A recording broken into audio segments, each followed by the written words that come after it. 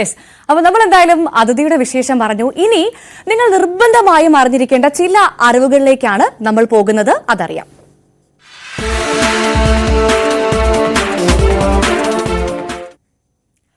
ഈ ദിവസങ്ങളിൽ വാർത്തകളിൽ നിറഞ്ഞു നിൽക്കുന്ന വിഷയമാണ് റാഗിംഗ്, അല്ലെ? റാഗിംഗ് നടന്നാൽ വീട്ടുകാരോടോ കൂട്ടുകാരോടോ അധ്യാപകരോടോ പോലും പറയാൻ പേടിക്കുകയാണ് നമ്മുടെ കുട്ടികളിൽ പലരും. ഇത്തരം സാഹചര്യങ്ങളിൽ എങ്ങനെ മുന്നോട്ട് പോകണം? നിങ്ങളുടെ പേര് വെളിപ്പെടുത്താതെ, ആരും അറിയാതെ ഇക്കാര്യങ്ങൾ പരാതിപ്പെടാനും അവസരമുണ്ട്. ഇതേക്കുറിച്ച് നമ്മളോട് സംസാരിക്കാൻ പോകുന്നത് അഡ്വക്കേറ്റ് ഗ്ലോറി ജോർജ് ആണ്. നമ്മുടെ സംസ്ഥാനത്ത് 1998 ആന്റി റാഗിംഗ് നിയമം നിലവിൽ വന്നിട്ടുള്ളതാണ്. അതിനുശേഷം വീണ്ടും ഫലപ്രദമായ രീതിയിൽ എല്ലാ സ്ഥാപനങ്ങളിലും ഈ റാഗിംഗ് പ്രിവെന്റ് ചെയ്യുവാനായിട്ട് UGCയുടെ ഗൈഡ് ലൈൻസ് ആണ് ഓരോ സ്ഥാപനങ്ങളും പാലിക്കേണ്ടത്. 2009 UGC വളരെ കൃത്യമായിട്ടുള്ള നിർദ്ദേശങ്ങൾ ഓരോ ഉന്നത വിദ്യാഭ്യാസ സ്ഥാപനത്തിനും നൽകിയിട്ടുള്ളതാണ്. അത് പാലിച്ചേ മതിയാവൂ. അതിൽ പ്രത്യേകമായിട്ടും വരുന്നത് ഓരോ സ്ഥാപനത്തിലും ഒരു ആന്റി റാഗിംഗ് കമ്മിറ്റി ഉണ്ടായിരിക്കണം എന്നുള്ളതാണ്. ഈ ആന്റി റാഗിംഗ് കമ്മിറ്റിയുടെ ഹെഡ് എന്ന് പറയുന്നത് സ്ഥാപന മേധാവി തന്നെയാണ്.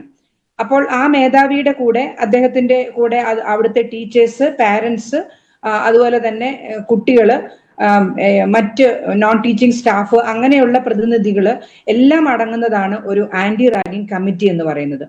ഈ കമ്മിറ്റിയുടെ കീഴിൽ മറ്റൊരു സംവിധാനമുണ്ട്. അതാണ് ആന്റി റാഗിംഗ് സ്ക്വാഡ് എന്ന് പറയുക. ഈ ആന്റി റാഗിംഗ് സ്ക്വാഡിലും ഈ ഹെഡ് ഓഫ് ദി ഇൻസ്റ്റിറ്റ്യൂഷന് തീരുമാനിക്കാം അതിനകത്ത് ആരൊക്കെ വരണം എന്നുള്ളത്. ഇതിലും ഇതുപോലെ തന്നെ സ്റ്റുഡൻസിന്റെ റെപ്രസെന്റേറ്റീവ്സ്, ടീച്ചേഴ്സ് ഉണ്ടാവണം. ഈ സ്ക്വാഡ് എന്ന് പറയുമ്പോൾ തന്നെ നമുക്കറിയാമല്ലോ, അതൊരു പ്രോ ആക്റ്റീവായിട്ട് ചെയ്യേണ്ടുന്ന ഒരു സംവിധാനമാണിത്. അതായത്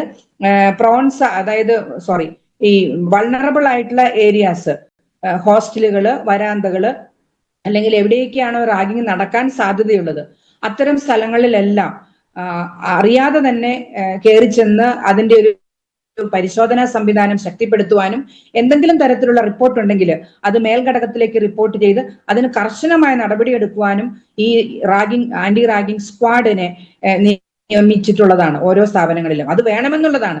എത്ര സ്ഥാപനങ്ങളിൽ ഇതൊക്കെ പ്രവർത്തിക്കുന്നുണ്ട് എന്നുള്ളത് ഒരു ചോദ്യചിഹ്നം തന്നെയാണ്. ഇപ്പൊ ഈ പറഞ്ഞ കോട്ടയം ഗവൺമെന്റ് നഴ്സിംഗ് കോളേജിലും ഇത്തരത്തിലുള്ള സംവിധാനങ്ങൾ ഉണ്ടായിരുന്നോ എന്നുള്ളത്. വീണ്ടും ആ റെഗുലേഷൻസ് പ്രകാരം ഒരു മോണിറ്ററിംഗ് സെല്ല്, അത് യൂണിവേഴ്സിറ്റി തലത്തിലാണ്. ഏതൊരു യൂണിവേഴ്സിറ്റിയോടാണോ ഒരു സ്ഥാപനം അഫിലിയേറ്റ് ചെയ്യപ്പെട്ടിരിക്കുന്നത് ആ യൂണിവേഴ്സിറ്റി തലത്തിലുള്ളതുണ്ട്. ഇനി എന്തെങ്കിലും തരത്തിലുള്ള പരാതികൾ ഉണ്ട് എങ്കിൽ പലപ്പോഴും ഈ പറഞ്ഞ പോലെ സീനിയർ ജൂനിയർ ഒരു കോൺഫ്ലിക്റ്റ് വരുമ്പോൾ ഈ ഭയം ഒരു വലിയൊരു ഘടകം തന്നെയാണ്. പ്രത്യേകിച്ചും രാഷ്ട്രീയ പാർട്ടികളുടെയൊക്കെ എന്താ പറയാ പിന്തുണ വല്ലാതെ ലഭിക്കുന്ന സാഹചര്യത്തിൽ ഞങ്ങളെ ഒന്നും ആർക്കും ചെയ്യാൻ പറ്റില്ല എന്നുള്ളൊരു സാഹചര്യങ്ങൾ നമ്മുടെ നാട്ടിൽ നിലവിലുള്ളപ്പോൾ കുട്ടികൾക്ക് ഒന്ന് ചെയ്യാൻ പറ്റുന്ന ഏറ്റവും ഒരു പ്രധാനപ്പെട്ട കാര്യം എന്ന് പറഞ്ഞാൽ UGCയുടെ വെബ്സൈറ്റിൽ എടുത്തു കഴിഞ്ഞാൽ അതിലൊരു ടോൺ ഫ്രീ നമ്പർ ഉണ്ട്. ആ നമ്പറിൽ ഒന്നുകിൽ നമ്മൾക്ക് വിളിച്ച് ഈ കാര്യം, ഞാൻ ഇന്ന സ്ഥാപനത്തില് ഞാൻ റാഗിങ്ങിന് വിധേയമാകുന്നുണ്ട്, ഈ കുട്ടിയുടെ പേര് അധികമായിട്ടും വെളിപ്പെടുത്താതെ തന്നെ UGC ഇമ്മീഡിയറ്റ് ആയിട്ട് ആ മെസ്സേജ് സ്ഥാപന ഹെഡിന് അല്ലെങ്കിൽ ഇൻസ്റ്റിറ്റ്യൂഷന്റെ മേധാവിക്ക് ഇത് അയക്കുന്നതാണ്. അപ്പോൾ തന്നെ അവിടെ ആക്ഷൻ എടുക്കാനായിട്ട് സാധിക്കും. ഇപ്പൊ എനിക്കൊക്കെ അറിയുന്ന പല സ്ഥാപനങ്ങളിലും കുട്ടികൾ ഈ ഒരു സാഹചര്യത്തെ ഉപയോഗപ്പെടുത്തുന്നുണ്ട്. ഞാനൊക്കെ പല സ്ഥലങ്ങളിലും ഇതുമായി ബന്ധപ്പെട്ട് ക്ലാസ് എടുക്കാൻ പോകുന്നതാണ്. അപ്പോഴൊക്കെ നമ്മൾ പറഞ്ഞു കൊടുക്കുന്നതാണ്. അത് വെബ്സൈറ്റിൽ അവൈലബിൾ ആണ്. ഇനി അല്ലെങ്കിൽ അതിനൊരു ഇമെയിൽ ഉണ്ട്, പ്രത്യേകമായിട്ടും ഈ കംപ്ലൈന്റ് രജിസ്റ്റർ ചെയ്യാൻ പറ്റിയ ഒരു ഇമെയിൽ UGCയുടെ വെബ്സൈറ്റിലുണ്ട്. അപ്പൊ ഇതൊക്കെ ഈ കുട്ടികള് സാധ്യതമാക്കണം എന്നുണ്ടെങ്കിൽ അവർക്ക് നല്ലൊരു അവയർനെസ് ആവശ്യമാണ്.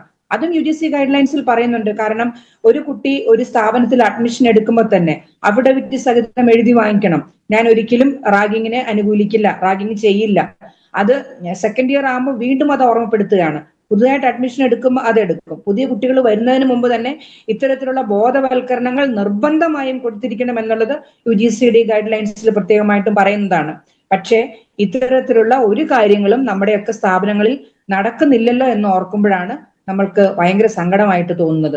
തന്നെയുമല്ല, ഒരു നട്ടലിലുള്ള ഒരു ഭരണാധികാരി അല്ലെങ്കിൽ ഒരു സ്ഥാപന മേധാവി ഉള്ള സ്ഥാപനങ്ങളാണെങ്കിൽ ഒരു കാരണവശാലും ഇത്തരത്തിലുള്ള യാതൊരു തരത്തിലുള്ള റാഗിങ്ങും ആ സ്ഥാപനത്തിൽ ഉണ്ടാകില്ല. കാരണം അദ്ദേഹത്തിന് ഈ ഉത്തരവാദിത്തം നിന്ന് ഒരിക്കലും ഒഴിഞ്ഞു മാറാൻ പറ്റില്ല.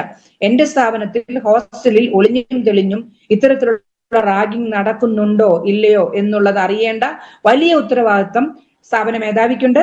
അതുപോലെ തന്നെ ആന്റി റാഗിംഗ് സ്ക്വാഡ് അത് നിയമിച്ചിരിക്കണം. അവർക്ക് പിന്നെ എന്താ ചെയ്തുകൊണ്ടിരിക്കുന്നത് ഇവിടെ? അപ്പൊ ഇത്തരത്തില് ആന്റി റാഗിംഗ് കമ്മിറ്റി എല്ലാ സ്ഥാപനങ്ങളിലും ഉണ്ടായിരിക്കണം, ആന്റി റാഗിംഗ് സ്ക്വാഡ് ഉണ്ടായിരിക്കണം. അവർക്കത് കുട്ടികൾക്ക് റിട്ടേൺ ആയിട്ട് പരാതി കൊടുക്കാൻ വേണ്ടിയിട്ടുള്ള സംവിധാനങ്ങൾ ഓരോ സ്ഥാപനത്തിലും ഉണ്ടാകണമെന്ന് നിർദ്ദേശിക്കുന്നുണ്ട്. അതുപോലെ തന്നെ ഇനി ഇത്തരത്തിലുള്ള സംവിധാനത്തിലേക്ക് പോകാൻ എന്തെങ്കിലും ഭയമോ മറ്റുള്ള ആശങ്കകളോ ഉള്ള കുട്ടികൾക്ക് ഞാൻ നേരത്തെ പറഞ്ഞതുപോലെ UGCയുടെ വെബ്സൈറ്റിൽ ടോൾ ഫ്രീ നമ്പർ കൊടുത്തിട്ടുണ്ട്. അതിനുള്ള പ്രത്യേക ഇമെയിൽ ID ഉണ്ട്. നിങ്ങൾ ജസ്റ്റ് ഏതായാലും നമ്മളെല്ലാവരും മൊബൈലും ഇന്റർനെറ്റ് ഒക്കെ ഉപയോഗിക്കുന്നവരാണ്. നിങ്ങൾ അതൊന്ന് സെർച്ച് ചെയ്ത് ഗൂഗിൾ ചെയ്തിട്ട് ഇത്തരത്തിലുള്ള കംപ്ലയിൻസ് ശക്തമായിട്ട് മുന്നോട്ട് കൊണ്ടുപോകാനായിട്ട് ഓരോ കുട്ടികളും പ്രതിജ്ഞാബദ്ധരാണ്. നമ്മൾ ആരെയാ പേടിക്കുന്നത്? ആരെ പേടിച്ച് നമ്മൾ ജീവിക്കേണ്ട കാര്യമില്ല. തന്നെയുമല്ല, ഇത്തരം സംഭവത്തിന്റെ പശ്ചാത്തലത്തില് ഇന്ത്യൻ പീനൽ കോഡ്, പഴയത് ഇന്ത്യൻ പീനൽ കോഡാണ്, ഭാരതീയ ന്യായ സംഹിത പ്രകാരം ഉള്ള ശിക്ഷാ നടപടികൾ കർക്കശമായി നടപ്പിലാക്കേണ്ടതും മറ്റ് നിയമ നടപടികൾ സ്വീകരിക്കേണ്ടതും അത്യാവശ്യമാണ്. അത് ചെയ്തേ പറ്റൂ. അതിനുള്ള സംവിധാനങ്ങളെല്ലാം നമുക്കുണ്ട്. അത് നടപ്പിലാക്കുക എന്നുള്ള പ്രക്രിയ മാത്രമാണ് മന്ദം ഇവിടെ നിൽക്കുന്നത്. അത് അനുവദിച്ചുകൂടാ.